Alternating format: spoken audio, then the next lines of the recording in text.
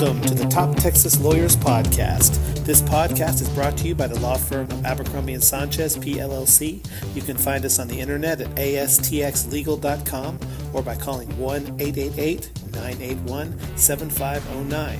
Your hosts are Bryan Abercrombie and Samuel Sanchez. Bryan has been practicing law for 18 years and is board certified by the Texas Board of Legal Specialization in the area of family law.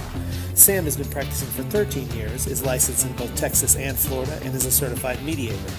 This podcast is for informational purposes only, and all views are the opinion of the hosts. It is not designed to provide legal advice for your particular legal matter, and it should not replace the advice of competent counsel. Welcome, and we hope you enjoy the Top Texas Lawyers Podcast. Good afternoon, and welcome to the Top Texas Lawyers Podcast. I am your host, Bryan Abercrombie, and with me, as always, is my co-host, Samuel Sanchez. How you doing? Hey, doing well, Bryan. Doing well. Glad to be aboard. Well, good. Today we are going to change it up a little bit, and we're going to talk a little bit about guns. Texas is a state where we have 1.2 million people that have conceal and carry permits, and we also have obviously a even larger number than that of gun owners. So we want to talk about different aspects of gun laws and then how they affect us. So Sam, you want to fill us in a little more? Sure. In the news corner, obviously, you don't have to look very far at all to see that gun violence is, kind of across the board, different states, different environments, from churches to schools to workplace, encounters between individuals. And so, it's something that definitely kind of permeates our life in today's day. One of the things I wanted to kind of bring to light for us to kind of talk about is, obviously Texas having, a couple of pretty sad incidents that go on. We had some church violence not too far from the Metroplex area, Dallas Metroplex area, remote town, churchgoers, guy opens fire with, fully automatic machine gun. There was, a response by a neighbor actually to the church who came out, who was also armed, and ensuing gun battle. And, they credit this neighbor, this kind of good Samaritan, who was also a licensed gun owner, with saving a lot of people at that church. You don't even have to go that far. Let's just talk about politically. The 2020 race, it's huge. Obviously both Democrats and the president have discussed, gun control and the permeation of gun violence in the United States based on gun owners. And so I thought it would be a good idea for us to kind of be able to talk a little bit about kind of how it falls into the different areas of laws that we deal with. Specifically, I'd like to start with, talking through kind of family law issues. Obviously one of the things that is always in the AP news, not just in celebrities, but in everyday life is domestic violence within the family. Sure. And, how guns can play a part of that. Now, to your point, Bryan, a lot of people in the state of Texas and Florida are licensed firearm holders. That Second Amendment guarantees us the right to be able to be armed, not just. And obviously one of the most famous cases dealing with kind of a stand your ground situation happened in Florida. So obviously that's a huge deal that still permeates the news even today. Absolutely. I mean, we don't really have a stand your ground law in Texas. In Florida, they do. It's more of a castle doctrine in Texas, but same principle, which is basically no obligation to retreat. You have the ability to use a firearm to defend yourself and your property, and third persons if you feel that their life is in danger. In that, obviously, in the family law context, getting away from kind of mass media or the mass and terroristic use of firearm weapons. Most people really use firearms for self-defense or for hunting, and you're entitled to do so. You can get a license to carry concealed if you want to, and when you're dealing with family law issues, as you and I both know, Bryan, you get into a situation where all of a sudden parties are adverse to one another and emotions are running high. One of the things that always worries law enforcement officials, the courts, attorneys, is do you own firearms? And there's a lot of different ways to approach it, but I think we need to kind of our listeners, right, a little bit about like, what do you do? You're a gun owner, you're a from a hunter. from a mental health standpoint and from a family law standpoint. I mean, the issue of guns comes up, all the time, especially in Texas. There's a lot of us that go out and hunt, and so what do you do in those types of situations? I mean, what are gun laws, and how do they relate to you when you're going through a divorce, or when depending on the situation? I mean, you can be severely restricted, depending on what the situation is, and you're to be really careful. Oh, absolutely. And not only that, Brian, but there's long-reaching federal laws that have implications at the state level as well.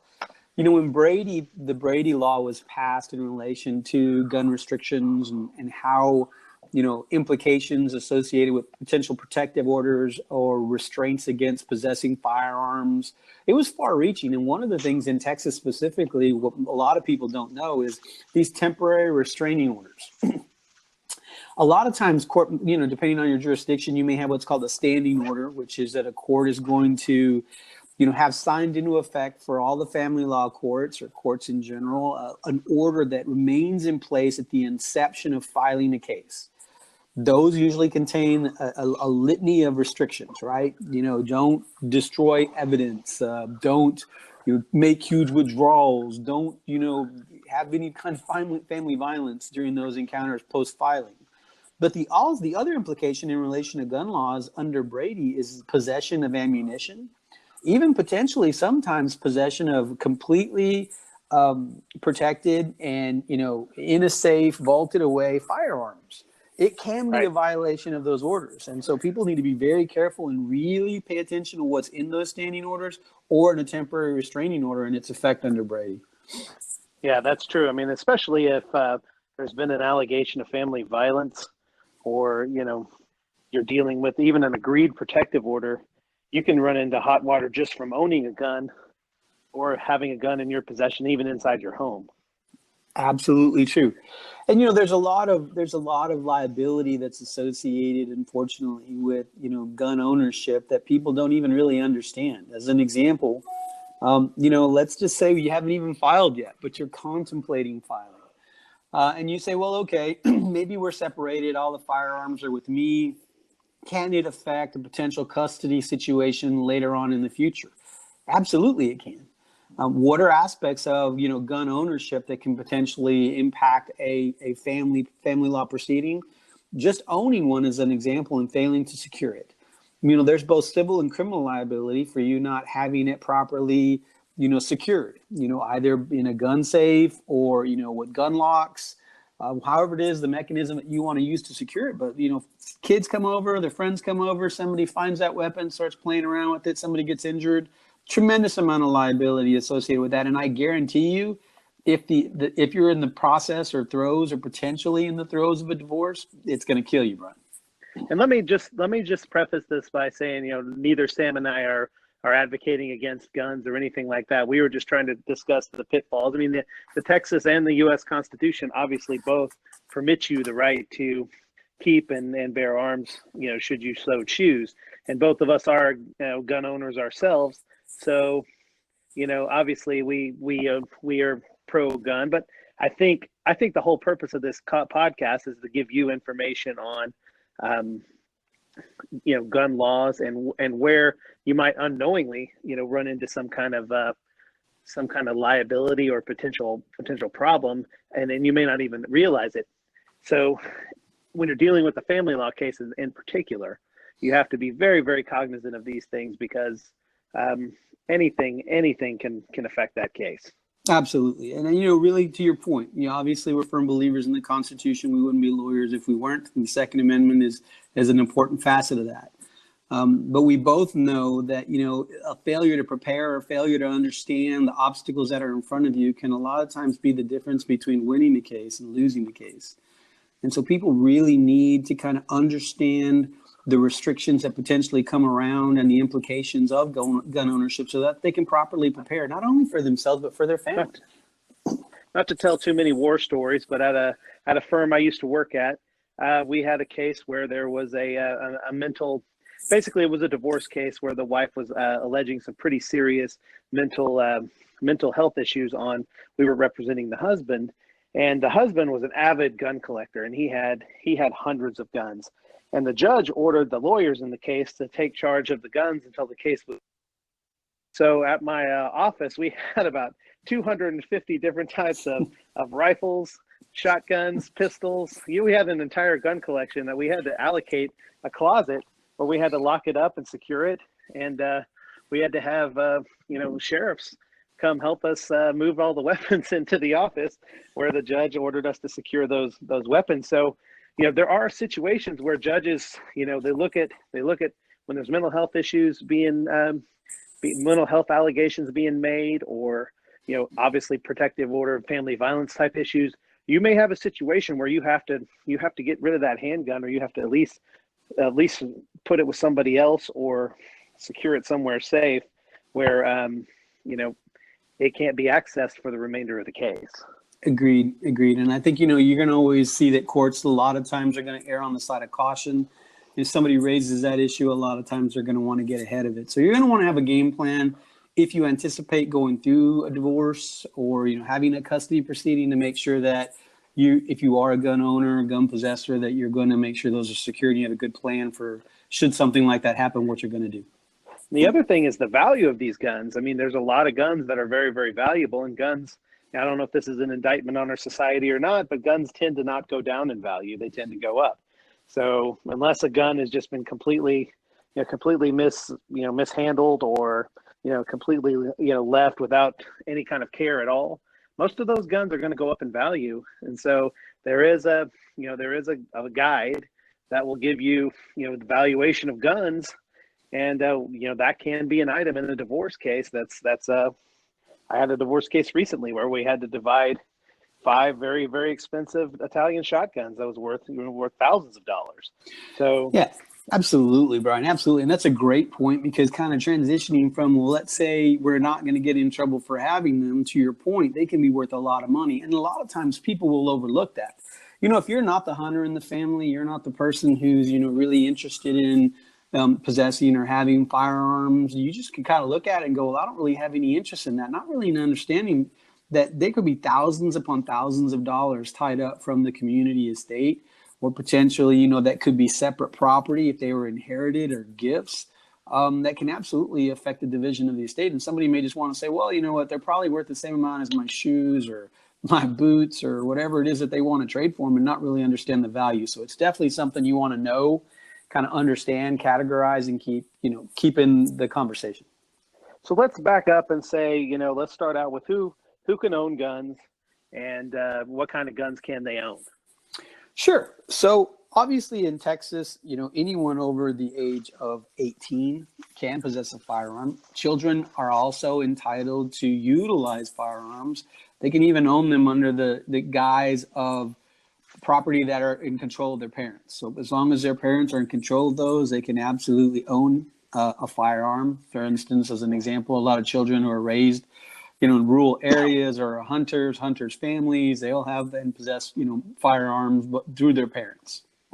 And there's a lot of high schools nowadays that are having, shooting teams where they have, where they go out and they shoot in competitions. Absolutely. So there's obviously shotguns that are needed to be, possessed by children in that situation. I guess children, I'm using that term loosely. Obviously it's kids under the age of 18. Sure. Absolutely. And minors. And in that, it's still an Olympic sport. It's a highly competitive sport, shooting, both skeet and, marksmanship. So definitely something that you can encounter all the way across the state of Texas and Florida. Now, in that, there's some. Go ahead. Yeah, I was going to go next. I didn't mean to interrupt you, but next, what kind of restrictions are there on people trying to own guns? Sure. Obviously, we're going to want to keep them out of the hands of individuals that shouldn't possess them. So convicted felons cannot own or possess firearms. People now who are under the guise of a protective order, those kind of restrictions, and some of those restraining orders that we discussed earlier, are not able to possess, or they can own firearms, they can't be in their possession. So let's talk a little bit about the protective order, because we talked a little bit about family violence being an issue. So if there is a protective order, and a lot of these these protective order hearings are not necessarily criminal in nature. They're kind of what I would consider, and you can correct me if I'm wrong, what I would consider a quasi-criminal action where, you are put under a civil restriction, but the civil restriction can also have a criminal component to it. So what you have to be careful of is if a judge orders a protective order, you have to make sure, what the restriction on that protective order is with respect to owning or possessing a firearm. Absolutely, you do. Absolutely, you do. A big part of go ahead. Yeah, then if you own or are in possession of firearms at that point, and a protective order is issued, you have to do something about those guns, at that point. But typically, that's something to discuss with your counsel, at that time. Absolutely. And something to clarify in Texas. So, a lot of people think like, well, can, someone under the age of 18 possess a firearm? Anyone in Texas is considered a shall issue state, right? So what that basically means is that there are laws regulating ownership of firearms to any person who's at least 18 years old. Those gun laws typically are not going to regulate the possession, however, of firearms to any person, no matter what age, as long as they're not a felon. Now, to purchase a handgun, obviously 21 years old if you're buying from a federally licensed dealer. But those are generally the kind of restrictions. There is we used to call them concealed handgun licenses, but now they're called license to carry. For residents and non-residents, you have to take a training course to be able to do that. But those are the basic restrictions that exist in Texas in relation to possessing or owning firearms. And where a big question for this comes up and why it's relevant in our conversation, Brian, is I'll give you an example. So, Brian, I had a client who, inherited a tremendous amount of weapons from his grandfather. He wasn't a hunter. He, really didn't possess firearms at the time prior to this gift that he inherited from his grandfather. And it was a large sum of weapons. It was a pretty big cache. It was over 30 rifles, 10 handguns, assorted shotguns, semi-automatics. And this individual, obviously this client, he had no idea. He had no idea what kind of weapons he was inheriting. So this is a guy that you ask him if he owns a shotgun and what kind of shotgun it is, and he says, "Oh, I don't know, a black one." That's exactly who this guy was, Brian. And not to his, no disservice to him. He just had never really, while he'd been around them as a kid, he'd never owned them as an adult. He had no idea what to do. He had concerns about, how do I secure them? 1, how do I value them? 2, how do I know if they're legal? 3, is there any potential civil liability? He lived in an apartment. He's like, so I really just had a lot of questions he had a lot of questions for me about what do I do next? So that brings up a good point. I mean, let's say you inherit a machine gun. I mean, we know, obviously machine guns, they were I don't want to say outlawed, but they were heavily restricted. But at one point in time, they were not. So, let's say you inherit a machine gun. Yeah, with the new federal restrictions, I'm going to encourage everybody to check with their jurisdiction. But I'm going to tell you that for the most part, to own a fully automatic weapon typically requires a federal license. Those are heavily regulated, typically both in the state and federally. You don't want to ever be caught with a fully automatic weapon that's unregistered or unlicensed. It just opens you up to a potential bevy of civil penalties and potential criminal issues as well. So what I suggested this particular client do, and please understand that you want to seek the advice of counsel before you take any action with something like this, whether it's inherited, whether it's gifted, whether you purchased it from a friend, because obviously you need to know if it's going to be automatic, semi-automatic, if it's fully functioning, if it's, a safe weapon to use in the future. Gunsmiths a lot of times can tell you this. They're all over the states. You find a good reputable one. A lot of times going to the larger chains like Cabela's or, an academy or a large sporting or a hunting facility that does retail can give you a good recommendation of a gunsmith to be able to evaluate weapons. The other thing you might run afoul of the law and not even know it. Let's say you try to sell a machine gun that you inherited and, you're willing to pay you some cash for it or whatever. You might run afoul of federal law and you don't even know it. Absolutely, Brian. I mean, heck, people could get in trouble for transporting those. So let's say you just decided that, hey, I inherited this from my grandfather. I'm going to go pick it up from the estate because they're selling the house and I'm going to transport it to my house and figure it out later. And on the way home, it's in the trunk. You get pulled over for a broken tail light or speeding or failing to yield. They say, hey, pop your trunk. We want to look in there. And they look and they say, hey, those potentially are fully automatic. And now you're guilty of transporting an illegal weapon because it's not registered to you and you're not the registered owner yet. You know what I'm saying? Like, it's crazy to say that kind of situation could exist, but it can. And so you want to make sure that you're talking to an attorney if a situation presents itself like that so that you know the best course of action to do. The other thing that you can do if you're like, hey, a gunsmith sounds kind of expensive, not really, but there's going to be cost associated with that. Is there any other way? Well, most local law enforcement offices will evaluate a weapon for you. They all have internal gunsmiths. Most of the police departments who can identify semi-automatic and fully automatic weapons. Now, understand this. There's some risk there, right? You take it to the police, and let's say, like in this instance, one of those weapons, and obviously we're talking, we're changing the facts to protect the innocent. But in this particular incident, this gift, one of the weapons was illegal. It had been used at wartime in another country, brought back to the States. It had never been modified, but it was, a fully functioning, fully automatic weapon from a foreign national government. Let's just put it that way.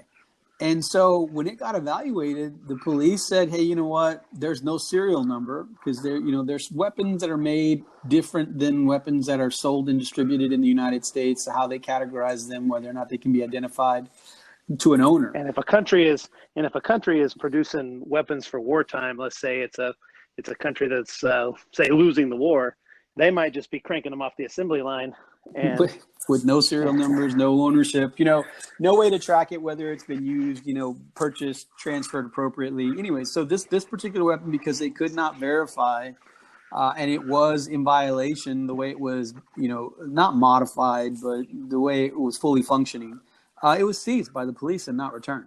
And so in that situation, there's no compensation. You know what I'm saying? It's not like they're going to say, hey, we're hanging on your $2,000 or $5,000 weapon here, but don't worry, we're going to cut you a check.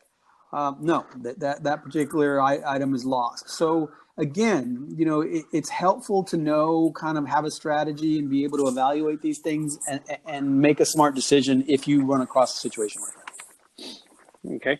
Let's talk about, situations, in a divorce. Let's say you've got a collection of handguns, but there's been allegations of family violence, being made. What do you do? Well, if you're a gun owner, I'm going to tell you, you need to really secure those weapons and really out of your reach. The last thing that you want to do is give anybody, pardon the pun, but ammunition to use against you. A good way to secure those, there are gun clubs across most metropolitan areas that'll afford you a locker. You can rent a locker, you can secure those, you can place them in the possession of a kind and gentle lawyer, much like yourself, Bryan, to secure those during the pendency of a case. You can have them, reside with a relative. Now, here's the thing. We talked about the value of these weapons, right? The last thing that you want to do is say, hey, well, I'm selling all my weapons because I think I'm getting divorced, but I'm selling them to my buddy for $1. I'll buy them back later. Don't get yourself in that kind of situation. You not only do you make yourself look shady, but, a lot of times that transaction is called into question, and then you're really going to have problems. Okay. What about in a case where there's what about in cases where there's mental health issues, mental health warrants, let's say, or mental evaluations, things like that? Yeah, you definitely want, at any point in time, a good gun owner is a safe gun owner. Anybody who's been raised around weapons their entire life, much like I have, knows that there's a certain protocol that you want to use to make sure that your family is always safe, that you're always safe. If you know that somebody is experiencing difficulties emotionally, psychologically, whether it be for substance abuse or whatever it may be, you always want to make sure that the only time a weapon is going to be available is for the sporting experience that you plan to use it for, with this, all the safeties in place to keep you and the people with you safe. And then if it's for home protection, that the only person who has access to that is the individual who's trained and knowledgeable about that particular weapon and solely for the purpose of defense of themselves, property, or a third person. And I'm going to tell you, speaking from personal experience, we keep all of our guns, locked away and, in a safe, and only one person has access to the safe, and you're talking to them. So, Yeah, and that's a good way to be, Brian. But these are conversations that a lot of times, as a family member, we don't have. And even if you do have them, when you're married, that changes the context of that conversation can change the second that somebody's not in the house, right? And right. so the other parent might have concerns because, as an example, heaven forbid, I know that your lovely wife and she's fantastic, and that's a marriage forever. But let's say that something were to happen in that situation where you guys weren't going to be together. She might have concerns about you having that firearm, or vice versa, that she decides, hey, for personal protection, even though I never shot, never was trained, don't really know how to use that firearm, I'm going to go purchase one. Well, obviously in the state of Texas or Florida, she has the right to do that. And so in that situation, you might have some concerns. So these are conversations that are really important to have between individuals to keep everything above board and keep everyone feeling comfortable. Let's talk about situations where you have to use the gun for home protection. You hear a lot about organizations that are there to reach out to legally that can help you with navigate those kind of tricky waters. Absolutely. I know that there's a couple. There's national organizations. There's one specifically for the state of Texas that are basically kind of like insurance policies, right? There, if and when you ever had to use your weapon in defense of yourself, your property, or a third person, they will come to your aid. They may have legal counsel that they can assign you. Most of those programs will afford you the opportunity to retain your own counsel, whoever you see fit or you want to, participate in that case. It's always a good idea, something to look at. It's like a life insurance policy, right? You hope you never need it, but someday you might. I think I'm going to tell you that if you ever have to use that firearm in either defense of yourself or a family member, I think the first call you probably need to make is to an attorney. Oh, absolutely, without question, Brian, because here's the deal. In today's age, especially like I said, you can look every other day, there's gun violence. Some of them are obviously pretty atrocious. We have some, some atrocities that are committed, mass murders with firearms. But I'm going to tell you that there are many times that gun violence never really kind of reaches the news media because it's not big enough. And those are those situations where somebody properly, discharges a weapon in defense of themselves or their property or a third person. But in all of those situations across the board, across the country for the most part, all of those are investigated and all of them are going to a grand jury for the most part. And why I tell you that and why we're saying you need a lawyer and get some good advice is because if for the purposes of an investigation, it's very difficult a lot of times in that moment that he said, she said, that potentially, for criminal implications, the grand jury gets to say, well, do I indict? Do I no bill, right? Do I get to say that, yeah, we want, you guys to go to trial and sit in front of a jury of your peers to determine whether you did the right thing? Or do we think that, no, the facts as they stand are sufficient for us to be able to say that you didn't commit a crime? But that's one facet of it, Brian, right? So even if you get no bill, which means, hey, you know what, we think you did everything right. Does that prohibit from civil liability or civil suit for wrongful death? Absolutely not. Yeah, Absolutely. and then you hear in the media these just crazy stories of burglars, breaking into a house, getting shot, and then suing the homeowner. I mean, you hear crazy stories. But yeah, you're absolutely right. There is potentially a criminal component and a civil component that comes down with every use or discharge of a firearm. Absolutely. And in that situation, no one better to advise you than a licensed attorney in your state, in your area, who's had some experience dealing with that. But absolutely, that should be the first call. Advice to a client really would be, in my opinion, you want to say the least amount of possible other than I want to speak to my lawyer first and have that conversation with counsel. And then they'll let let's now have a conversation after we've kind of reviewed the facts, advised you on the law, and then we can make a determination about how best to proceed. So let's talk a little bit about, when we can carry our firearm. Let's say I own a pickup and I got to drive, through a really bad part of town or, things like that. When is it safe for me to carry my firearm? Let's say I don't have a concealed carry permit. I'm just a regular Joe on the street, and but I feel like I need a gun for protection. When is it okay for me to carry my gun? Well, in the state of Texas, you're actually entitled to carry a firearm in your vehicle. Okay. The thing that it can't be is obviously in plain view, right? So if you carry it for personal protection, you're entitled to carry it in vehicle. Like if you're transporting it to hunt, you want like, hey, can I have it in my rifle case in the trunk? Am I going to get in trouble? Absolutely not. I have a pistol and I carry it for personal security. It's not on my person. It's in my vehicle. Can I carry it? Yes. What about a gun rack? Okay, I will tell you that you're entitled to have a gun rack. I tell people that those are typically going to be rural settings. A lot of times, you're out in the country and you're like, hey, I need to be able to get this for the purposes of hog hunting or, vermin or, wild game animals, cougars, whatever may be in the area that you're going to need to use that for personal defense or defense of your property, your livestock. Okay. Really gun racks in the back window of a truck have kind of fallen out of favor. One, because a lot of times you got to take the perspective of law enforcement, right? A police officer, whether he's a sheriff's deputy, a local cop, once he sees that you're armed, it instantly puts him in a heightened state of awareness, obviously for good reason. There are plenty of times that we see on the news that a law officer, pulls somebody over and is involved in a shooting. He didn't know they were armed, and if he does, he sure as heck wants to make sure that those are secure and that he's going to be safe. So Sure.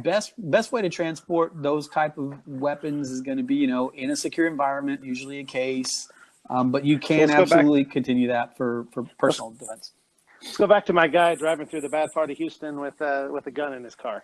Okay. So, obviously one of the things that you can't do is brandish a weapon, right? And unless, for any reason really, but let's say that you're going to do it in a threatening way. Well, obviously you're going to have problems. So if he's driving through, he feels like, hey, you know what? My personal safety, I think is, at risk in this trip. I want to be, I'm going to go to a couple different places. Can I carry my firearm in my vehicle? Yes. We've talked a little bit about transporting a firearm. Let's talk a little bit about, other kind of conditions that come up. And let's say you're, a foster parent, or you're looking to adopt a child, or what are the situations there? Sure. I mean, that's something that's a great point, Bryan, because in 2011, Texas passed a law prohibiting the Department of Family and Child Services from restricting a foster parent's ability to carry a handgun in a vehicle while transporting a foster child. So, that was kind of one of the things that you mentioned, like, so are there restrictions? There's going to be the law, and there's going to be, smart decisions, right? Common sense. And I will tell you that you need to be very cognizant of, as you're going through either the adoption process, or you're contemplating fostering, or you're already in the process of fostering or adopting, gun ownership, because a lot of times it can have implications associated with that process unknowingly. So you just definitely want to make sure that you're advising your counsel, your attorney, keeping the social workers, appraised of what your intentions are, your ownership, where those are, how you're keeping them locked and safe away from children so that it doesn't potentially negatively affect that. And along those lines, Bryan, just quickly, so that kind of a clarification point on when you can transfer, how you can transfer weapons, carry them in your car. Right now, Texas doesn't require a person to have a valid handgun license in order to carry a loaded handgun in the motor vehicle, in your boat, if it's if it's owned by you or it's under your control. However, I want everybody to know Texas generally prohibits intentionally, knowingly, or recklessly carrying a handgun in plain view in a motor vehicle or watercraft, except, by a licensed, a license to carry individual. So you don't want to, don't throw it on the dash, Bryan. So I can't drive down the street with it waving it out the window. No.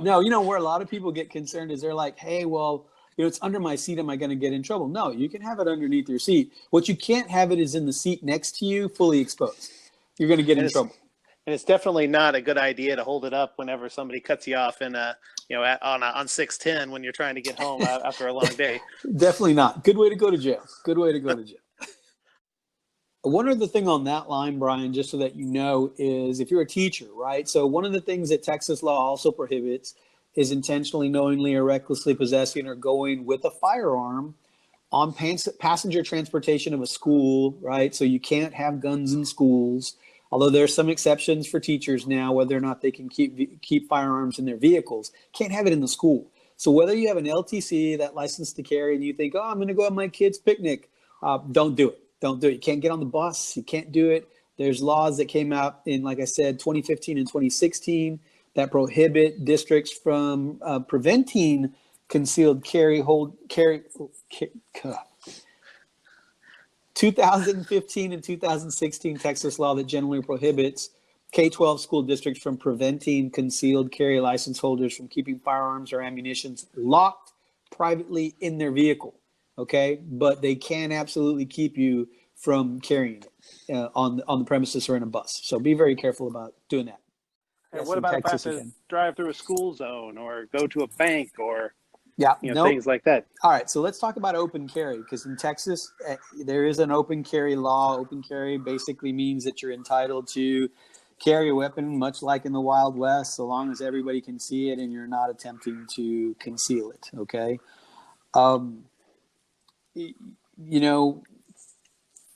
What I would encourage people to understand, and what I usually tell people who are gun owners, is if I was going to be in a situation, and there's nothing to say that I would discourage people from, utilizing their Texas constitutional right to open carry if they want to.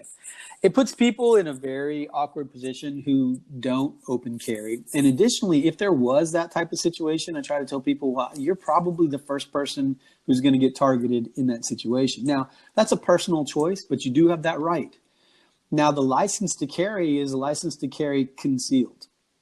That requires you going through, a training course, getting vetted by the state, and then getting basically a license to carry. You still have to be careful in both situations, because most businesses, or a lot of businesses across the state of Texas, to be able to exclude you for the purposes of, possessing a firearm and entering their establishment, only has to post the required signature. Now, those are governed by legislation that was passed. They're very large. They usually have to be at eye level. So you're going to know, if you're a gun owner and you're trying to walk into an establishment, can I take it in or can I not? That's the big sign on the front door that says, gives the posting. Absolutely, gives the posting. And I would adhere to it, because you got to understand, trespassing at that point with a firearm is going to be a crime. Because you've received notice. Now you have to Probably receive several actual crimes. notice. Right, exactly. And so you have to receive actual notice, meaning that they can't bury the posting, under the back closet and say, well, I have it. I just haven't put the sign up, but you can't have it here. No, that's not true. You have to be given, actual notice of their desire to not allow people to enter their establishments with weapons. And that includes license to carry gun holders. So if you think, well, hey, but I have this license, can I still go in? No. If that's posted, whether you're, concealed carry, open carry, you can't take it in. So be very careful about that. You get yourself in a lot of trouble. So let's talk a little bit about, let's say I have a gun, and let's say somebody breaks into my car or whatever, and they steal my gun. What do I do? I mean, the gun's registered to me.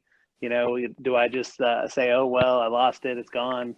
Absolutely. What do I do? No, absolutely not. You absolutely have to notify law enforcement as quickly as you identify that it's been taken or it's missing.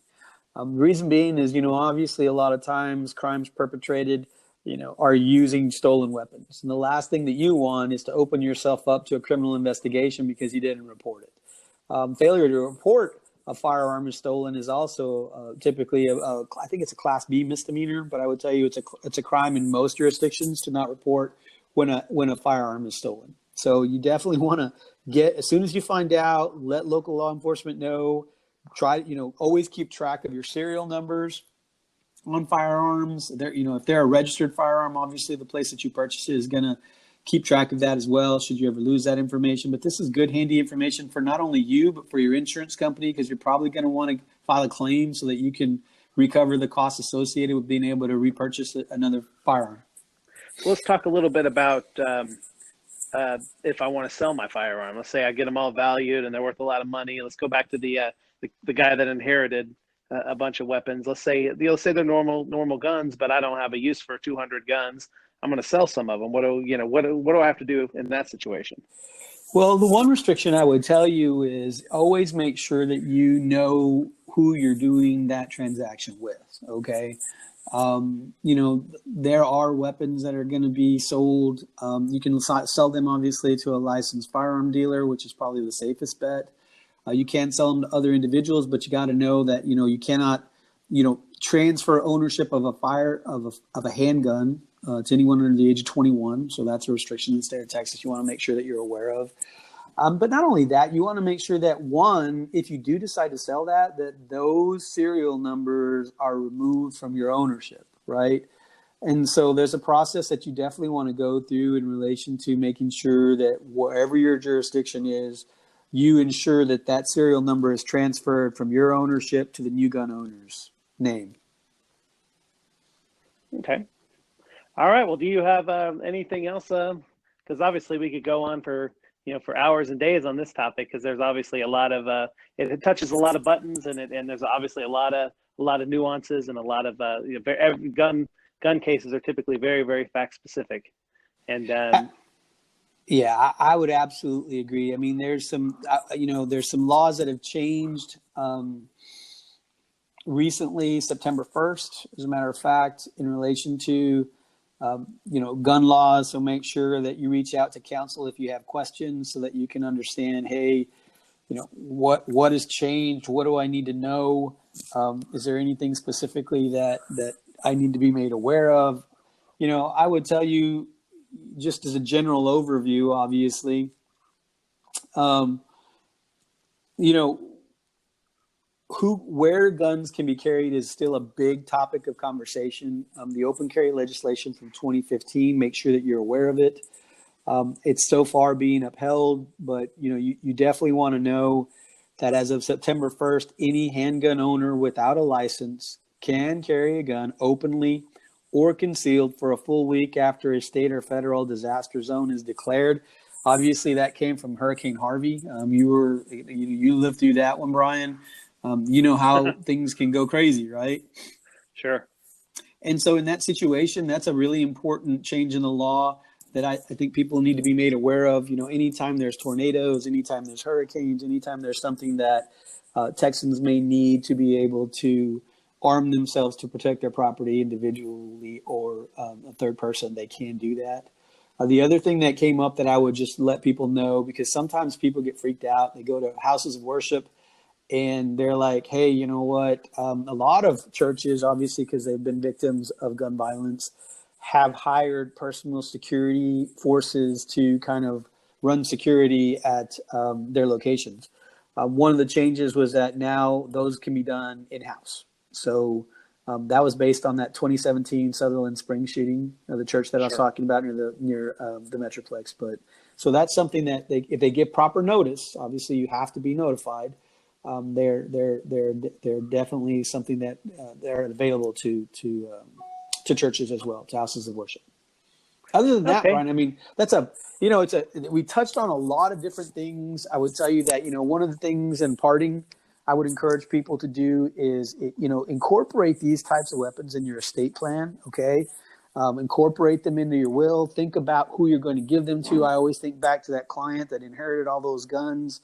His grandfather maybe wanted him to be a gun owner, but it really wasn't. It wasn't in his vocabulary, and so it really made for awkward situations. So really contemplate not only the situation that you're in, the situation potentially you could be in, but the future of where you want those to go. If you have, even if it's 1 or 1,000 weapons, really kind of contemplate all the effects that it can have in your life across the board. Yeah, and you want to always be, you always want to take the time to be a responsible gun owner. If that means reaching out to an attorney to get some advice, I would. It's probably well worth a small consultation fee to find out, what you have to be worried about or what you need to be concerned about. That's part of being a responsible, gun owner. You pay a lot of money for these weapons, and you want to keep them in a safe way. Yep. So, well, I appreciate your time, Sam. As always, Bryan, it's a pleasure. And we thank you guys for joining us on the podcast. One thing we ask you to do is, if you like this podcast, you like the content that you heard, just reach out on your platform, whether that's iTunes or Spotify or whatever platform you're listening to this podcast on, and give us a review, because we would really appreciate it. So reach out, give us a review, and let us know what you think. And with that, we will wrap it up. Have a great one, Sam, and we will talk to you next week. Sounds good, brother. Take care. Thank you for listening, and we hope you enjoyed the Top Texas Lawyers podcast. If you would like a consultation with either Bryan or Sam, please call 1-888-981-7509 or visit us on the web at astxlegal.com. Once again, that's astxlegal.com. Thank you very much.